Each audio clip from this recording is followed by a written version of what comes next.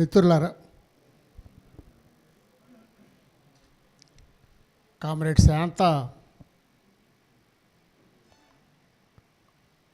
దేశం ఒక యుద్ధ భూమిగా మారిన వైనాన్ని మన కళ్ళ ముందు తీసుకొచ్చింది. యుద్ధ భూమిలో పోరాడుతూ నేల కొరిగిన వీరుల త్యాగాన్ని మన కళ్ళ ముందు సాక్షాత్కరింపజేసింది. యుద్ధం మధ్యలో నిలబడి మనం ఇక్కడ భారతదేశంలో ప్రజాస్వామ్యం ఎంత ఉన్నది అనే దాని గురించి మాట్లాడుకుంటున్నాం. చాలామంది ఏమనుకుంటారంటే ప్రజాస్వామ్యం స్వేచ్ఛకి అహింసకి పర్యాయ పదం అయితే యుద్ధం హింసకి రక్తపాతానికి విధ్వంసానికి ప్రతీక అనుకుంటారు. కానీ ఇందాక కామ్రేడ్ శాంత చెప్పిన అమరులు అందరూ యుద్ధం చేస్తూ అమరులైంది ప్రజాస్వామ్యం కోసం. అదొక ఐరనీ. స్వేచ్ఛని కాపాడటానికి, శాంతిని కాపాడటానికి, సమానత్వాన్ని కాపాడటానికి, నలుగురు కలిసి మాట్లాడుకునే అవకాశాన్ని కల్పించుకోవడానికి యుద్ధం చేయటం ఏమిటి? అది తుపాకీ పట్టుకున్న యుద్ధం చేయటం ఏమిటి? యుద్ధం చేయటం ద్వారా మళ్ళీ రక్తపాతమే కదా జరుగుతున్నది. కొన్ని వందల మంది చనిపోయారు కదా. చనిపోటీ వాళ్ళు సాధించింది ఏముంది? యుద్ధము ప్రజాస్వామ్యము రెండూ పరస్పర భిన్నమైనటువంటి అంశాలుగా చూసే వాళ్ళకి ప్రజాస్వామ్యం గురించి జరిగే యుద్ధం అర్థం కాదు. ప్రజాస్వామ్యాన్ని ఒక విలువగా భావించే వాళ్ళకు, ఒక జీవన విలువగా, ఒక సామాజిక విలువగా భావించే వాళ్ళకి మాత్రమే ప్రజాస్వామ్యం కోసం యుద్ధం ఎందుకు జరుగుతుందో అర్థమవుతుంది. ఆ స్థాయిలో ప్రజాస్వామ్యాన్ని అర్థం చేయించాల్సిన బాధ్యత పౌర సమాజంలో బతుకుతున్న మన మీద ఉన్నదని నేను నమ్ముతున్నాను. అందుకనే మిత్రులు యోగానంద్ గారిని మీరే ఎంచుకోండి టాపిక్ అంటే, కాదు మీ అవసరాన్ని బట్టి మీరు చెప్పండి అన్నప్పుడు మా ఇద్దరి మధ్య జరిగిన చర్చలో నుంచి ప్రజాస్వామ్యం గురించి మాట్లాడాలని వచ్చింది. ఇందాక మిత్రులు శ్రీనివాస్ 2024 ఎన్నికలకు సంబంధించిన ఒక సమీక్ష చేశారు. చాలా వివరణాత్మకమైనటువంటి సమీక్ష.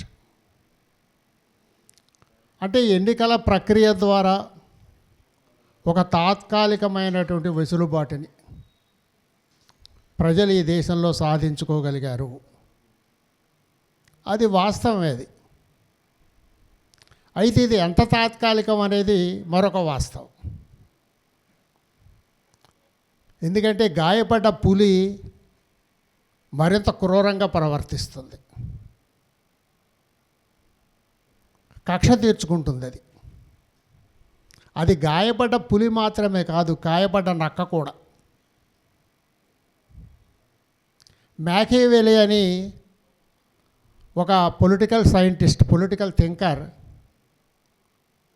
ద ప్రిన్స్ అనే ఒక పుస్తకం రాస్తూ దాంట్లో ఒక మాట అన్నాడు. పాలకుడికి సింహం లాంటి క్రౌర్యం ఉండాలి, నక్క లాంటి జిత్తుల మారితనం ఉండాలి అన్నాడు. ఆ రెండూ ఉన్న పాలకుడే శక్తివంతమైన దేశాన్ని నిర్మాణం చేయగలడని ఆయన ఆలోచన. అది ఇంకో మాట కూడా అన్నాడు ఆయన. పాలకుడు తాను భగవంతుడని నమ్మాలి, వాడు భగవంతుడని ప్రజల చేత నమ్మింపజేయాలి అన్నాడు. ఒక 300-400 సంవత్సరాల క్రితం మ్యాకియావెల్లీ రాసినటువంటి మాటలు ఈ రోజున మన దేశానికి ఎంత అక్షర సత్యాలుగా కనపడుతున్నాయో మనం అర్థం చేసుకో. కాబట్టి గాయపడ్డ పులి, జిత్తులు మారితనం అలవాటైన నక్క లక్షణాలు రెండూ కలిగి ఉన్నటువంటి వ్యక్తి అధికారంలో ఉన్నాడు. ఇప్పుడు 2 చేతి కర్రల ఊతంతో ఆయన ప్రయాణం ప్రారంభం అయి ఉండొచ్చు. కానీ ఊతకర్రలు ఎంతకాలం ఊతకర్రలుగా నిలబెడతాయో కూడా అనుమానమే నాకు. అయినా ఒక తాత్కాలికమైనటువంటి ఉపశాంతి, ఒక తాత్కాలికమైనటువంటి వెసులుబాటు. అయితే ఇందాక శ్రీనివాస్ చెప్పినట్లుగానే ప్రజాస్వామ్యం అనే ఒక ప్రక్రియని ప్రజాస్వామ్యం ఈజ్ ఈక్వల్ టు ఎన్నికలు అనే ఒక ఈక్వేషన్గా తీసుకురావడం అంటే ప్రజాస్వామ్యాన్ని అర్థం చేసుకోకపోవటమే. ప్రజాస్వామ్యం అనేది ఒక వాల్యూ సిస్టమ్గా, ఒక విలువగా, ఒక జీవితానికి సంబంధించినటువంటి విలువగా మనం ప్రజల్లో ప్రచారం చేయగలగాలి. ప్రపంచంలో ఏ దేశంలోనైనా పాలకులు చేసేది ఏమిటంటే ప్రజాస్వామ్యం అంటే క్రమం తప్పకుండా ఎన్నికలు జరగటం, దేశంలో అనేక పార్టీలు ఉండటం, ఆ పార్టీలన్నీ ప్రజలకి సేవ చేయడానికి పోటీ పడటం, పోటీ పడే క్రమంలో ప్రజలకు ఎక్కువ సేవ చేస్తుందని ప్రజలు ఎవరిని నమ్మారో వాళ్ళు అధికారంలోకి రావటం. అందుకే ప్రజాస్వామ్యం అంటే ఎన్నికలు జరగటం అంటే రాజకీయ పార్టీలు ఉండటం అనే ఒక నేరో ఇంటర్ప్రిటేషన్ సమాజంలో ఎంత బలంగా వ్యాపించింది అంటే, రష్యాలో ప్రజాస్వామ్యం ఉన్నదా? లేదు. చైనాలో ప్రజాస్వామ్యం ఉన్నదా? లేదు. క్యూబాలో ప్రజాస్వామ్యం ఉన్నదా? లేదు. ఎందుకు లేదు? అక్కడ ఎన్నికలు లేవు, అక్కడ రాజకీయ పార్టీలు లేవు. కాబట్టి ఆ సమాజాలు ఏవి కూడా ప్రజాస్వామిక దేశాలు కావు, ప్రజాస్వామిక సమాజాలు కావు. అమెరికా ప్రజాస్వామ్యమేనా? అవును, ప్రజాస్వామ్యమే. ఎందుకు ప్రజాస్వామ్యము? అమెరికాలో పార్టీలు ఉన్నాయి, క్యాలెండర్లో తేదీల ప్రకారంగా ఎన్నికలు జరిపించుకుంటారు, ఎవరైనా పోటీ చేస్తారు, అందరికీ ఓటు హక్కు ఉన్నది. కాబట్టి అమెరికా, బ్రిటను, జర్మనీ ఇవన్నీ ప్రజాస్వామ్యాలే. భారతదేశం ప్రజాస్వామ్యమేనా? ప్రజాస్వామ్యమే. 75 సంవత్సరాల నుంచి ఈ దేశంలో ఎన్నికలు జరుగుతున్నాయి. ఎన్నికల్లో 1975 ఇందిరాగాంధీ నియంతృత్వాన్ని ప్రజలు ఓడించారు. ప్రజల శక్తి ఏమిటో, ప్రజల బలం ఏమిటో, ప్రజల చైతన్యం ఏమిటో పాలకులకు రుచి చూపించారు. కాబట్టి ఇది ప్రజాస్వామ్యమే. సౌదీ అరేబియాలో ఉన్నది ప్రజాస్వామ్యమేనా? అది ప్రజాస్వామ్యమే. అక్కడ అప్పుడప్పుడు ఎన్నికలు జరుగుతున్నాయి. అంటే కమ్యూనిస్టు దేశాలు తప్ప ప్రపంచంలో మిగిలిన దేశాలన్నీ కూడా ప్రజాస్వామ్య దేశాలే. ఎందుకంటే అక్కడ బహుళ సంఖ్యలో పార్టీలు ఉంటాయి, క్రమం తప్పకుండా ఎన్నికలు జరుగుతాయి. ఇది ప్రజాస్వామ్యం అనే ఒక అత్యున్నతమైనటువంటి విలువకి ఇవ్వాల్సినటువంటి కనిష్టమైనటువంటి క్యారెక్టర్. ఇందాక ఆయన చెప్పారు, ఎన్నికలు జరగటం అనేది ప్రజాస్వామ్యంలో ఒక అంశం మాత్రమే. నేను కొద్దిగా విభేదిస్తే ఉంటున్నానంటే చాలా చిన్న అంశం అది. ప్రజాస్వామ్యం అనేది చాలా విస్తృతమైనటువంటి విలువ. అది ప్రజాస్వామ్యం అనేది ఒక రాజకీయ అంశమా, ఒక ఆర్థిక అంశమా, ఒక సామాజిక అంశమా అంటే 3 కలగలిపితేనే ప్రజాస్వామ్యం. అందుకే ఇంగ్లీష్లో social democracy, political democracy, economic democracy అని వర్గీకరించాం. 3 రకాల ప్రజాస్వామ్యాలు ఉండాలి సమాజంలో. అంబేద్కర్ కూడా రాజ్యాంగ సభలో మాట్లాడుతూ చివరి ప్రసంగంలో ప్రస్తావన చేశాడు. ఆయన ప్రజలందరికీ రాజకీయ హక్కులు ఇచ్చాం, కానీ సామాజిక హక్కులు ఉన్నాయి. ఆ రాజకీయ సమానత్వం ఇచ్చాం మనం. మీరందరూ ఒక్కొక్కడికి ఒక ఓటు మాత్రమే ఉన్నది. చదువుకున్నా చదువుకోకపోయినా, ఆస్తి ఉన్నా లేకపోయినా, మీరే కులానికి చెందిన వాళ్ళైనా, ఏ మతానికి చెందిన వాళ్ళైనా మీకు ఒకటే హక్కు, ఓటు. ఎవరికి 2 ఓట్లు లేవు. ఇచ్చాం, బాగానే ఉన్నది. కానీ రాజకీయ సమానత్వం వర్ధిల్లడానికి, ఇది ఆచరణ రూపం దాల్చడానికి కావలసిన ఆర్థిక ప్రజాస్వామ్యము, సామాజిక ప్రజాస్వామ్యము ఈ దేశంలో ఉన్నదా? లేదు. ఆ రెండూ లేనటువంటి సమాజంలోకి రాజకీయ సమానత్వాన్ని, రాజకీయ ప్రజాస్వామ్యాన్ని తీసుకొస్తుందా ప్రవేశపెడితే అది ఎలాంటి అనర్థాలకి దారితీస్తుందో అనేటటువంటి ఒక భయాన్ని ఆయన ఎక్స్ప్రెస్ చేశారు. కాబట్టి ప్రజాస్వామ్యాన్ని ఒక వాల్యూగా అర్థం చేసుకోవడం అనేది చాలా కీలకమైనటువంటి అంశం. చాలా సమస్యలకు అక్కడ పరిష్కారం దొరుకుతుంది అది.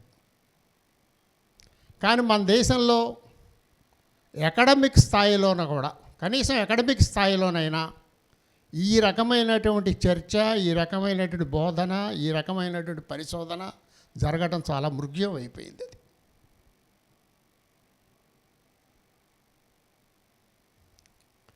ఏది ప్రజాస్వామ్యం, ఏది అప్రజాస్వామ్యం? నిజానికి ప్రజాస్వామ్యం అనేది 75 ఏళ్ళుగా విజయవంతంగా ఈ దేశంలో అమలు జరుగుతూ ఉంటే వీళ్ళందరూ అమలు కావాల్సిన అవసరం లేదు.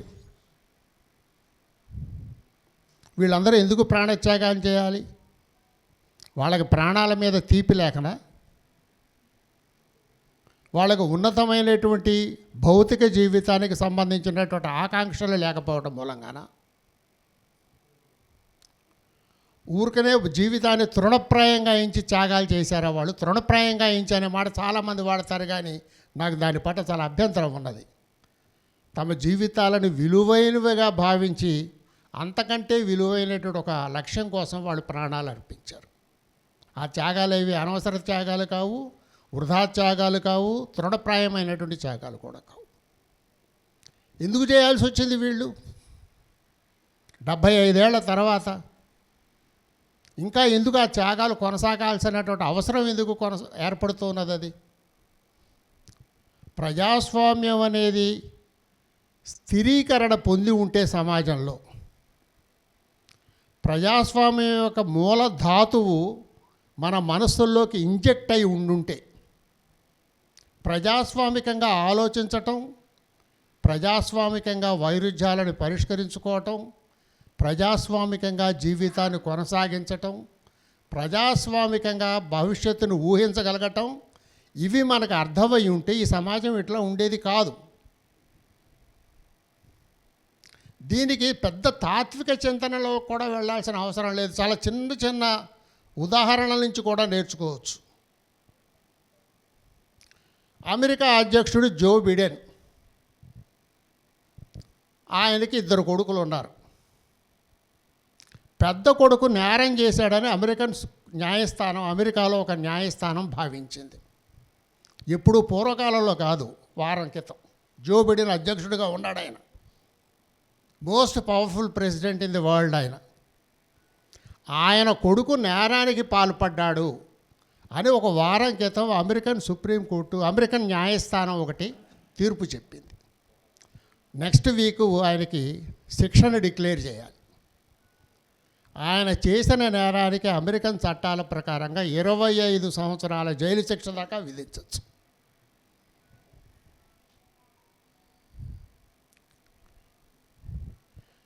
రేపు డిసెంబర్లో జరగబోయే ఎన్నికల్లో బిడెన్ తోటి పోటీ పడేవాడు ట్రంప్ మీద కొన్ని కోట్ల రూపాయల ఫైన్ విధించింది అమెరికన్ న్యాయస్థానం. ఇలాంటివి ఈ సమాజంలో జరిగే అవకాశం మనకి కలలోనైనా ఊహించగలవా?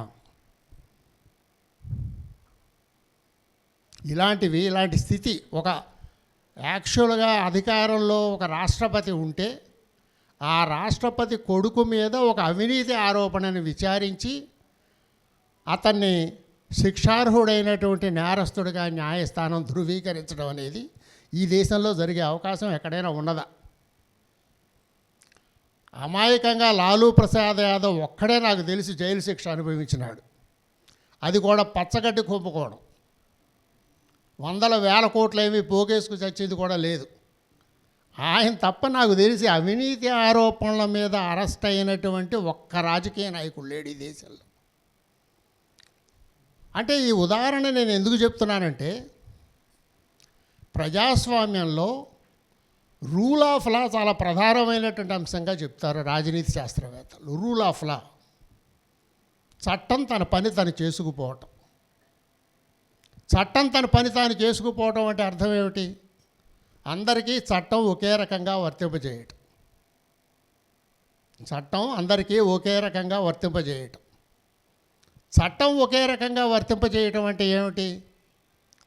నేను ఒక నేరం చేశాను, ఒక క్రిమినల్ నేరం చేశాను. నేను న్యాయస్థానం ముందుకు హాజరవుతా, మంచి విలువైన దుస్తులు ధరిస్తాను, కొంత మేకప్ చేసుకుంటాను, న్యాయస్థానం ముందు నేను హాజరవుతాను. నేను చేసిన నేరాన్ని ఒక చెప్పులు కుట్టే వ్యక్తి చేస్తాడు. చాలా పేదరికంతో వంగి వంగి న్యాయస్థానం ముందుకు భయపడుతూ వస్తాడు. మేమిద్దరము చేసింది ఒకే నేరం. న్యాయమూర్తికి నేను నేరం చేశానంటే నమ్మడు, అతను నేరం చేశాడంటే వెంటనే నమ్మేస్తాడు. నాకు శిక్ష వేయకపోవచ్చు, చాలా తక్కువ శిక్ష వేయచ్చు, అతనికి చాలా తీవ్రమైన శిక్ష వేయచ్చు. అంటే ఎపియరెన్స్ని బట్టి, ఒక వ్యక్తి యొక్క కులాన్ని బట్టి, వ్యక్తి యొక్క రూపాన్ని బట్టి, అతను మాట్లాడినటువంటి తీరును బట్టి న్యాయస్థానాలు శిక్ష విధించేటువంటి సమాజం ప్రజాస్వామిక సమాజం కాదు. ఈ విషయం నేను విరసన సభ్యుడిగా మాట్లాడట్లా. 1 సంవత్సరంన్నర క్రితం ఒక జడ్జిమెంట్ వచ్చింది సుప్రీంకోర్టు నుంచి కింది న్యాయస్థానాలకి. Don't go by appearances. న్యాయమూర్తులు ఎవరూ కూడా ఎపియరెన్స్ని బట్టి మనుషుల్ని జడ్జి చేయొద్దు. ఎందుకు చెప్పాల్సి వచ్చిందంటే, ఒక న్యాయమూర్తి తీర్పు రాస్తూ ఒక మాట అన్నాడు, జడ్జిమెంట్లోనే అన్నాడు ఆయన మాట. ఆ మనిషిని చూస్తే అతన్ని నేరం చేస్తాడు అనిపించలేదు నాకు అన్నాడు. ఇది you to go by law. ప్రజాస్వామ్యంలో ఒక రాజ్యాంగం ఉన్నది కదా, ప్రజాస్వామ్యంలో ఒక చట్టం ఉన్నది, చట్టంలో ఒక డ్యూ ప్రాసెస్ ఆఫ్ లా ఉన్నది. అది శిరోధార్యం ఎవరికైనా సరే, అది కదా రూల్ ఆఫ్ లా అంటే, లేదా ఈక్వాలిటీ బిఫోర్ లా అంటే. ప్రజాస్వామ్యానికి చాలా పట్టుకోమైనటువంటి వ్యవహారం అది, డిక్టం. ఆ మనిషిని చూస్తే అతను నేరం చేస్తాడని నాకు అనిపించలేదు, కాబట్టి మొత్తం కొట్టేశాడు. దాని మీద మళ్ళీ పై కోర్టుకు వెళ్తే ఫైనల్గా సుప్రీంకోర్టు జడ్జిమెంట్లో రాసింది ఇది. కీలన్ వెన్మణి ఒక పాకలోకి 38 మంది దళితులని బలవంతాన్ని నెట్టేసి పాకకి నిప్పంటిస్తే చచ్చిపోయారు. హైకోర్టు ముందుకు వస్తే హైకోర్టు తీర్పులు ఏం రాసిందంటే, నా ముందు ముద్దాయిలుగా ప్రవేశపెట్టబడిన వ్యక్తులందరూ కూడా ఉన్నత కులానికి చెందిన వాళ్ళు, రైతులు, ఆస్తిపరులు, సంస్కారవంతులు. వాళ్ళు ఇలాంటి ఘోరమైన నేరం చేస్తారని నేను నమ్మటం లేదు, కేసు కొట్టేసి. ఇది ఈ దేశం ప్రజాస్వామ్యమే అనడానికి ఏమైనా ఉపయోగపడుతుందా? ఇది ఒక వాల్యూ సిస్టమ్గా అంటే ప్రజాస్వామ్యాన్ని ఎన్నికలు అనేటువంటి ఒక సంకుచితమైన పరిధికి వెలుపల విశాలమైనటువంటి పరిధిలో మనం చూస్తే భారతీయ సమాజం కానీ ఇండియన్ స్టేట్ కానీ నిజంగా డెమోక్రటిక్ స్టేటేనా అని అనిపిస్తుంది కదా మనకి. సహజమే కదా అది. కాబట్టి ప్రజాస్వామ్యం మొత్తంగా మన జీవితాల్ని, మన ఆలోచనల్ని మార్చగలగాలి. అది కాన్సెప్ట్ అది. ప్రజాస్వామ్యం అంటే ఎవరో ఒక రాజనీతి తత్వవేత్త తన బుర్రలో నుంచి మొలిచింది కాదు. అది సమాజంలో ఉండే అసమానతలకి వ్యతిరేకంగా కొత్త శక్తులు పుట్టుకొచ్చి అవి చేసినటువంటి పోరాటాల్లో నుంచి రూపుదిద్దుకున్న భావన అది. దానికి ఒక సుదీర్ఘమైనటువంటి చరిత్ర ఉన్నది. ప్రజాస్వామ్యం అనేటువంటి భావనకి చాలా సుదీర్ఘమైనటువంటి చరిత్ర ఉన్నది. ఎవరో ఒక ఆయన పుస్తకాలు చదివి నియంతృత్వం మంచిది కాదు, ప్రజాస్వామ్యం మంచిది అని రాసింది కాదు అది వ్యవహారం. బ్రిటన్లో పార్లమెంటరీ ప్రజాస్వామ్యం గురించి చెప్తాం. మదర్ ఆఫ్ పార్లమెంట్స్ అంటారు బ్రిటన్ని. అయితే ఇప్పుడు మోడీ వచ్చిన తర్వాత మదర్ పార్లమెంట్గా ఇండియన్ పార్లమెంట్నే చెప్తున్నాడు ఆయన. ఎందుకంటే మన వేదాల్లోనే ప్రజాస్వామ్యం ఉన్నదని ఆయన నమ్మకం. అది వేరే విషయం. 1215వ సంవత్సరంలో, అంటే దాదాపు 100 సంవత్సరాల 1215, ఇది 2024. 1215వ సంవత్సరంలో మాగ్నా కార్టా అని ఒక ప్రకటన వచ్చింది. తొలి మానవ హక్కుల ప్రకటన అది. ఆర్థోడాక్స్ క్యాథలిక్ చర్చి నియంతృత్వానికి వ్యతిరేకంగా, నిరంకుశులైనటువంటి బ్రిటిష్ చక్రవర్తుల నియంతృత్వానికి వ్యతిరేకంగా మొట్టమొదటి ప్రజాస్వామిక హక్కుల పత్రం అది ప్రపంచంలో 1215లో నాకు గుర్తున్నంత వరకు మాగ్నా కార్టా. అది తర్వాత కాలంలో ప్రజాస్వామ్యానికి దారి తీసింది. ఇది ఎక్కడి నుంచి వచ్చింది మాగ్నా కార్టా? హింసని భరించలేనటువంటి సమాజంలో ఉండే వ్యక్తులు ఈ హింస నుంచి తప్పుకోవడానికి ఏమిటి, హింసకి కారణం ఎక్కడున్నది? హింసకి కారణం ఒకటి మతంలో ఉన్నది, రెండోది ఆస్తిలో ఉన్నది. ఆస్తిలో నుంచి హింస వస్తున్నది, మతంలో నుంచి హింస వస్తున్నది. కాబట్టి హింసకి ఏది కారణమైందో దానికి వ్యతిరేకంగా మాట్లాడే, తిరగబడే, ఉద్యమించే హక్కు ప్రజలకు ఉండాలి అనే ఆలోచన బీజ రూపంలో అక్కడ ఏర్పడింది. అది అక్కడి నుంచి అభివృద్ధి చెందినటువంటి సిద్ధాంతం ప్రజాస్వామ్యం. కానీ ప్రజాస్వామ్యాన్ని స్టేట్ ఏం చేసిందంటే, ప్రజాస్వామ్యం అనేది ఒక ఎన్నికల ప్రక్రియకి పరిమితం చేసింది. అంతకు మించినటువంటి ప్రజాస్వామిక చైతన్యాన్ని ప్రజలకు అందించడానికి స్టేట్ సిద్ధంగా ఉండదు. మీరు స్కూల్ టెక్స్ట్ పుస్తకాల నుంచి యూనివర్సిటీలో ఎంఏ విద్యార్థులు చదివే టెక్స్ట్ పుస్తకాల దాకా చూడండి. మీరు ప్రజాస్వామ్యం గురించి ప్రొజెక్షన్ ఏ రకంగా ఉంటుందో. అంటే ప్రజాస్వామ్యం అనేది ఒక థియరీ, ప్రజాస్వామ్యం అనేది ఒక activity. Democracy in theory, democracy in reality. థియరీలో ఏమున్నది, వాస్తవంలో ఏమున్నది. కాన్స్టిట్యూషన్ ఆఫ్ ఇండియా గురించి మాట్లాడేటప్పుడు కూడా అంతే వస్తుంది. Constitution in theory, constitution in practice. భారత రాజ్యాంగాన్ని చదవండి, చాలా అద్భుతమైనటువంటి ఆవేశంలోకి గురవుతారు మీరు. చాలా అద్భుతమైనటువంటి పదాలు ఉంటాయి దాంట్లో. కానీ కాన్స్టిట్యూషన్ని మనం పరిశీలించాల్సింది ఆ పదాల వైపు నుంచి కాదు, ఇన్ ప్రాక్టీస్. ఆచరణలో రాజ్యాంగం దేనికి ఉపయోగపడుతున్నది, ఎవరికి ఉపయోగపడుతున్నది అన్నది. అంటే ఒక భావనని అది సమాజానికి ఉపయోగపడుతుందా, ఉపయోగపడటం లేదా అనేది ఆచరణలో దాని ఫలితాలను బట్టి మనం బేరీజు వేస్తేనే దాన్ని సక్రమంగా అర్థం చేసుకోగలుగుతాం మనం. కాబట్టి ప్రజాస్వామ్యం అనేది మన మధ్య సంబంధాలని మార్చేదిగా ఉండాలి అసలు నిజానికి. అందుకే ఏమంటారంటే, ప్రజాస్వామ్యం అనేది రాజకీయ రంగంలో నిజంగా వికాసం చెందాలంటే కుటుంబంలోనూ సమాజంలోనూ ప్రజాస్వామిక విలువలు ఉండాలి అంట.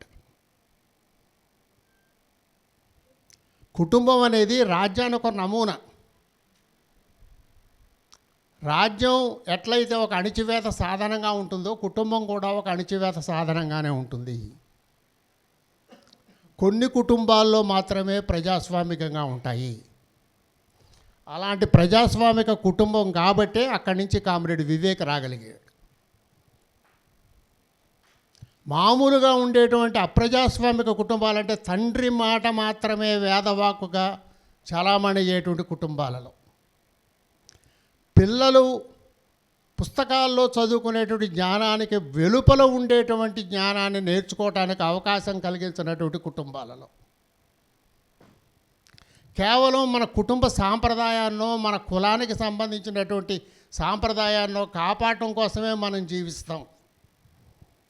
తండ్రి వారసత్వాన్ని కొనసాగించడానికి మాత్రమే కొడుకులో కూతుళ్ళో ఉంటారు అనేటువంటి ఆలోచించుకునేటువంటి కుటుంబాల నుంచి అలాంటి వ్యక్తులు రారు. ఎందుకు రారంటే వాళ్ళ కళ్ళకి గంతలు కట్టుంటాయి. ప్రజాస్వామ్యం ఏమంటుందంటే, నీ ఇంటి కిటికీలు తలుపులు తెరిచి ఉంచుకో ఎప్పుడు కూడా. రవీంద్రనాథ్ ఠాగూర్ కూడా రాశాడు ఆ మాట. ఇదేదో కమ్యూనిస్టులు చెప్తున్న వ్యవహారం కాదు. 4 పక్కల నుంచి గాలి వెలుతురును ఇంట్లోకి ధారాళంగా ప్రసరించాలి. అలా ప్రసరించడం ద్వారా మాత్రమే నీ శారీరక ఆరోగ్యాన్ని, నీ మానసిక ఆరోగ్యాన్ని నువ్వు కాపాడుకోగలవు. దాన్ని మన ఆలోచనలకు అన్వయించి చూడండి.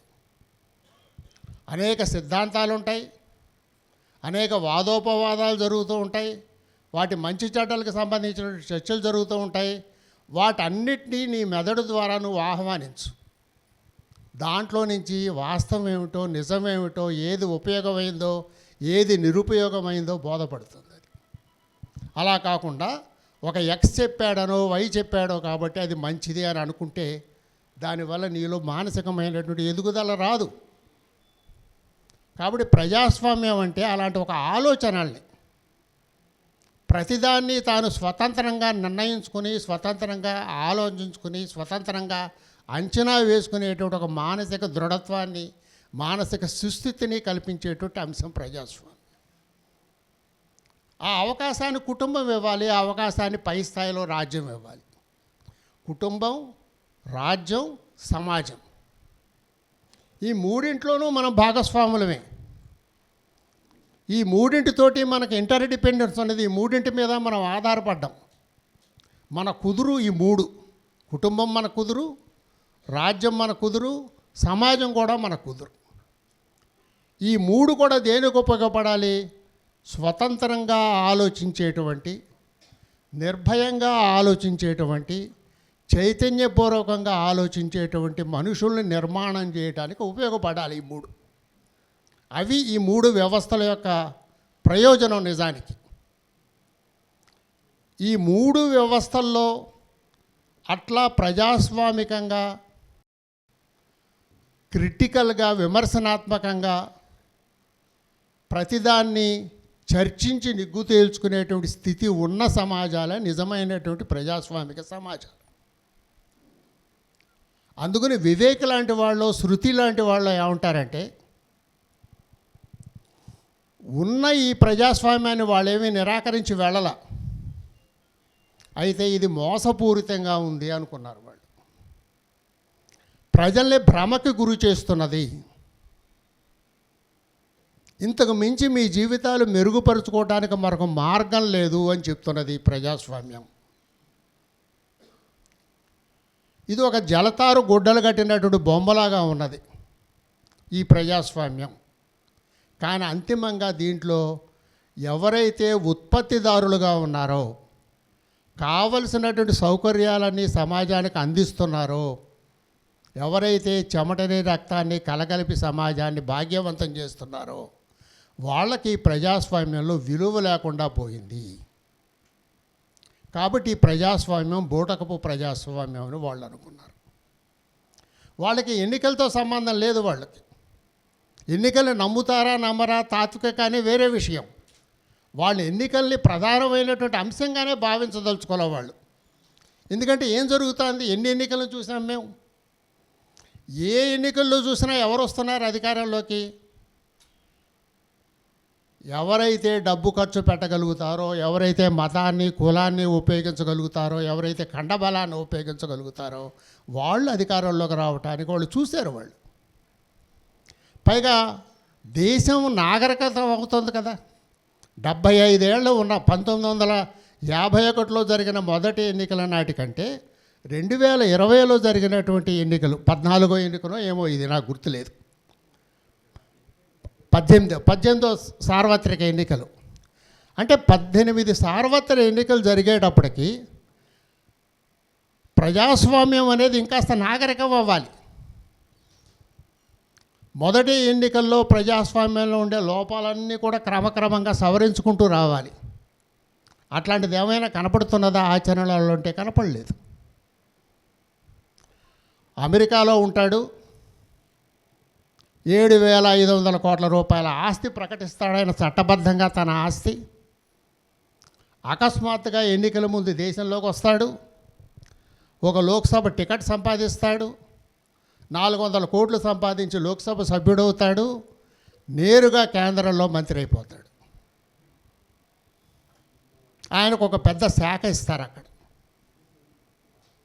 పరిపాలన గురించి ఓనమాలు తెలియవు. ఆయన ఒక డాక్టర్, పరిపాలన గురించిన ఓనమాలు తెలియవు.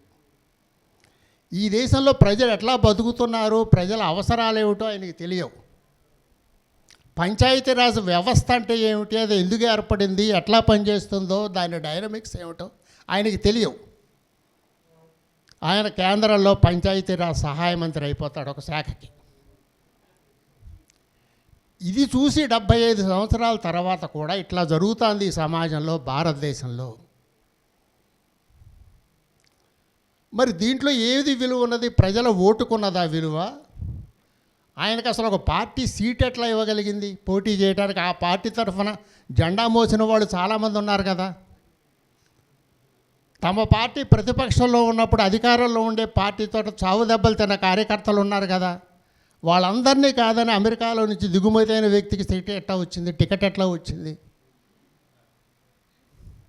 బయటికి మాట్లాడరు ఏ విషయాన్ని కూడా. ఆయన ప్రస్తుతం భారత కొత్త లోక్సభలో అత్యంత సంపన్నుడైన వ్యక్తి నేను చెప్పిన ఆయన అధికారికంగా ఆయన ప్రకటించుకున్న ఆస్తి ప్రకారం. ఇదిగో ప్రజాస్వామ్యం అంటే ఎన్నికల ప్రక్రియ అని చెప్తే, ఎన్నికల ప్రక్రియలో మరి అధికారం వీళ్ళకు వస్తున్నది కదా. ఇప్పటికీ ప్రజల చేతికి అధికారం వచ్చేటువంటి అవకాశం ఈ చెప్తున్న ప్రజాస్వామ్య ప్రక్రియలో ఎక్కడైనా ఉన్నదా? అది మౌలికమైన ప్రశ్న. ఇప్పుడు కేంద్ర ప్రభుత్వంలో మొత్తం మంత్రులందరినీ తీసుకుంటే 70 మంది ఏమో ఉంటారు, అంతేనా శ్రీనివాస్? ఒక 60 మంది పైన ఉంటారు. 72 మంది ఉన్నారు. ఈ 72 మందిలో ఒక్క ముస్లిం వ్యక్తి కూడా లేడు. ఒక ముస్లిం వ్యక్తి లేడు. మనం ఏమంటాం? ప్రజాస్వామ్యంలో ప్రభుత్వం అనేది it has to reflect the society. సమాజం ప్రతిఫలించాలి కదా. అక్కడ ఒక గణనీయమైనటువంటి సంఖ్య కదా ఈ దేశంలో ముస్లింలు. ఒక్కడంటే ఒక్క ప్రతినిధి కూడా లేకపోతే వాళ్ళ తరఫున ప్రాతినిధ్యం ఏమిటి? పైగా దీన్ని ఏమంటున్నాం మనం? రిప్రజెంటేటివ్ డెమోక్రసీ అంటున్నాం, ప్రాతినిధ్య ప్రజాస్వామ్యం. అంటే సమాజంలో సమాజంలో ఎంత డైవర్సిటీ ఉన్నదో, ఎంత భిన్నత్వం ఉన్నదో, భిన్న మతాలు, భిన్న ప్రాంతాలు, భిన్న భాషలు, భిన్న తెగలు, వీటన్నిటికీ వాటి జనాభా నిష్పత్తిని బట్టి అక్కడ ప్రజాస్వామ్యంలో ప్రాతినిధ్యం ఉండాలి. ప్రభుత్వంలో ప్రాతినిధ్యం దేనికి? మేము కూడా దీంట్లో భాగస్వాములమే అని ఒక వన్నెస్ని వాళ్ళలో క్రియేట్ చేయటానికి. మరి ఒక్క ముస్లిం ప్రతినిధి కూడా లేడు. ఎట్లా అర్థం చేసుకోవాలి దీన్ని? దాని మీద ఎక్కడ విశ్లేషణలు ఉండవు. అదిగో అలాంటి స్థితి నుంచి బయటపడేయటానికి వివేక్ లాంటి వాళ్ళు పోరాటాలు చేసింది. ఇది కాదు ప్రజాస్వామ్యం అంటే, ఇది కాదు. ప్రపంచంలో ఎక్కడ వెళ్ళినా ఇదే తంతు జరుగుతోంది. భారతదేశం లాంటి దేశంలో కనీసం అమెరికాలో ఉండేపాటి పెట్టుబడిదారీ విలువలు కూడా లేని సమాజంలో మరింతగా ఇది జరుగుతూ ఉన్నది. చాలా ఇన్స్టిట్యూషన్స్ ఉన్నాయి కదా. ఈ వ్యవస్థలన్నీ కూడా దేన్ని? ప్రజాస్వామ్యాన్ని పటిష్టవంతంగా ఉంచడానికి. పోనీ ఆ ఇన్స్టిట్యూషన్స్ ఏమైనా కాపాడుతున్నాయా దీన్ని? ఆ ప్రజాస్వామ్యానికి ఉండేటువంటి విలువల చట్టం ఏదైతే ఉన్నదో ఆ చట్టాన్ని కాపాడటానికి ఒక ఎన్నికల సంఘము, ఒక న్యాయస్థానము, ఇంకేదైనా ఒక సంఘాలు ఏవైనా సరే వీటిని కాపాడటానికి ఏమైనా ప్రయత్నం చేస్తున్నాయా? ఏమీ లేవు. మరికి ఎన్నికల కమిషన్ చూసాం ఈసారి ఎట్లా ఉన్నది. ఎన్నికల కమిషన్ దేని గురించి కూడా ఎన్ని అబద్ధాలని ప్రధానమంత్రి మాట్లాడినా ఏ ఒక్క విషయంలో కూడా ప్రధానమంత్రికి నోటీస్ ఇవ్వడానికి సిద్ధపడకుండా ఆ పార్టీ అధ్యక్షుడికి ఇచ్చారు నోటీస్. ఇప్పటిదాకా ఆ అధ్యక్షుడు ఆ నోటీస్కి సమాధానం ఇవ్వకపోయినా ఏమీ చేయలేదు. ఎన్నికలు అయిపోయినాయి. ఏం చేయాలి? అందుకని ప్రజాస్వామ్యం గురించి ఎందుకు పదే పదే మాట్లాడుతున్నామంటే, చాలామందికి ఒక అభిప్రాయాన్ని మేధావులు ఎట్లా కలిగించారంటే, దేశంలో ప్రజాస్వామ్యం ఉన్నది, అయితే కొన్ని లోపాలు ఉన్నాయి, ఆ లోపాలను కొద్దిగా సవరించుకుంటే అంతా బాగైపోతుంది అని. కానీ స్థితి అంతకంటే దుర్మార్గంగా ఉన్నది అని మేము చెప్పదలుచుకున్నాం. మీరు అనుకున్నట్టుగా ప్రజాస్వామ్యం ఉండి దాంట్లో ఏవో కొన్ని లోపాలు ఉంటే ఆ లోపాలను మార్చుకోవచ్చు మనం. కానీ మేమేమంటున్నామంటే, వివేక్ లాంటి వాళ్ళు ఏమంటున్నారంటే, ప్రజాస్వామ్యం పేరుతోటి అప్రజాస్వామ్యం రాజ్యం చేస్తున్నది ఈ దేశంలో. It is not democracy.